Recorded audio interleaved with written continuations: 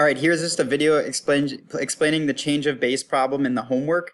Now, again, change of base, I kind of screwed up in my original video because I changed this one to 16, which I did to show you that it worked, because you could do 16 divided by log of 4 and get 2, and then we could use our method that we learned a week ago to see that y does actually equal 2. But we can do like what we saw here, where you can do just the ln of 12, or the log of 12 over the log of 2, and get your correct answer too. So you do not need to change these problems, and that's based on, again, this change of base formula, where we can just do the log of x, the log of a, and we can get our answer.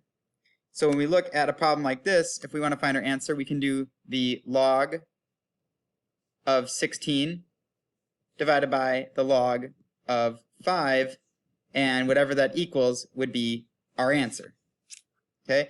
Another way you could do it, because change of base doesn't only work with log base 10, you could also use natural log, and you should get the same answer. You could do ln of 16 divided by the ln of 5, and that would give you your answer as well.